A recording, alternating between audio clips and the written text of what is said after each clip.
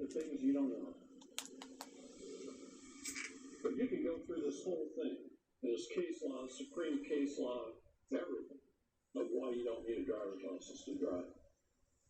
Okay? Now, there are 3 cases where you do need a driver's license.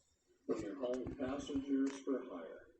Are you an Uber driver, Lyft driver, a taxi driver, a bus driver? You need a driver's license. Are you hauling goods or services for interstate commerce? A truck driver, you need a driver's license. Are you a public servant in the performance of your public duties? A cop, a fireman, driving a fire truck, whatever. An ambulance driver. You need a driver's license. But if you're just getting up in the morning, leaving your house, going to the store, going to work, going to a movie, coming home, doing whatever it is you do, you're in your private business affairs. You don't need a driver's license. That's what about a title? You don't own your car. You don't own a car. No, you don't. You have a certificate of title. You don't own your car either. The state owns it. See, here's the thing.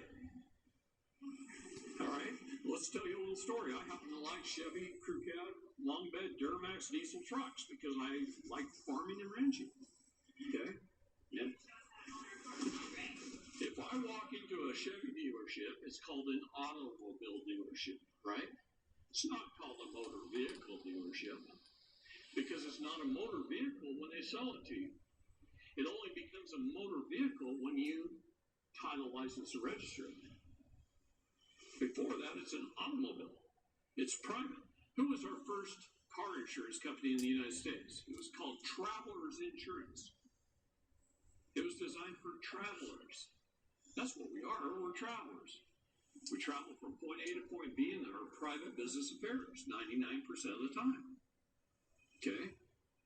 You walk into an automobile dealership, if I laid out $75,000 cash for a brand new Crew Cab Duramax diesel pickup, then you might be 80 by now. At that moment in time, I own that truck.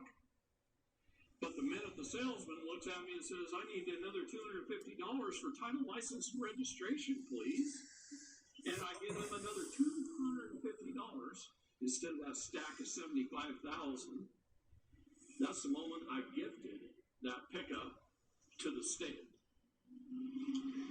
So what I do is I look at them and I say, no, that's not necessary. I'm going to export it to a foreign country.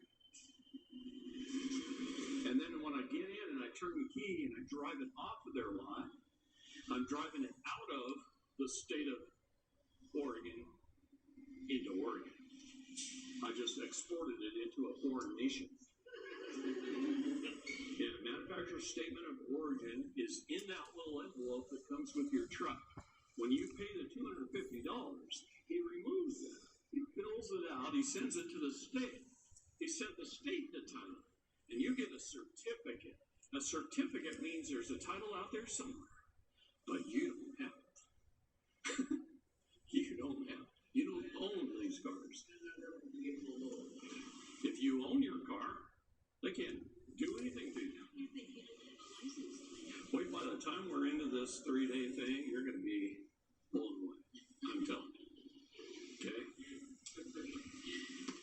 See, the reason I talk so much about driving in automobiles is because that's usually the first place any one of us gets into trouble in our life. We get a ticket or something else. But it's usually associated with driving or operating a motor vehicle by a person, a citizen, or a resident. So what is the legal definition of the word citizen? City is municipal. Zen is servant. A municipal servant. Isn't that what our public servants are? We're calling ourselves the same thing we're calling our public servants.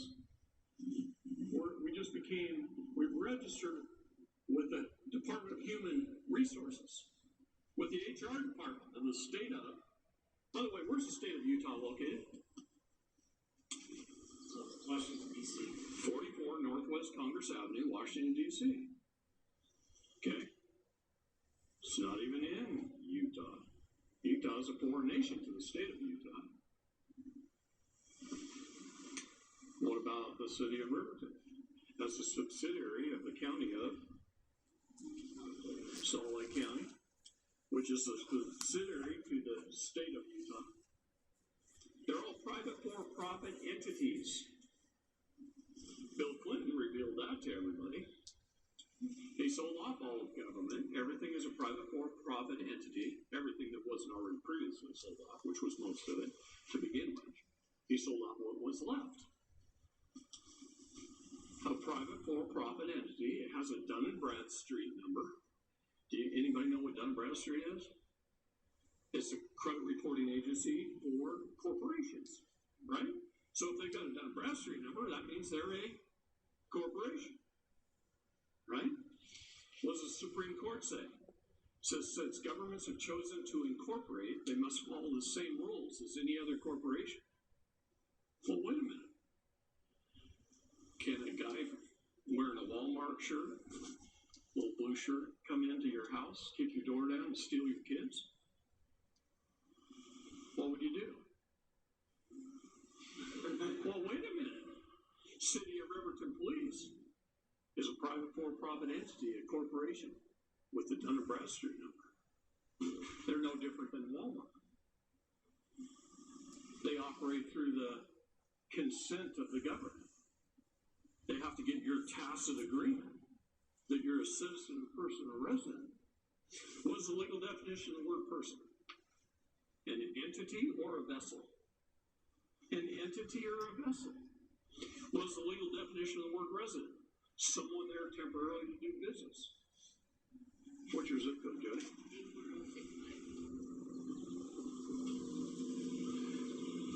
By writing that on the letter to your grandmother,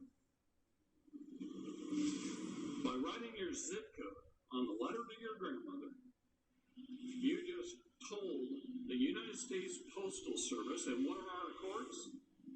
Post offices. See, I already teased you with that, right? Your banks and post offices. So, by writing this on the letter to your grandmother, you just told the Postal Service, our court system, that you'll inhabit, that you live in Washington, D.C., and that you just reside in Riverton temporarily to do business. So there's 337 million people in the United States who live in Washington, D.C., and about 40,000 state nationals who live in the rest of the states. But you guys just move in temporarily to do business all around us.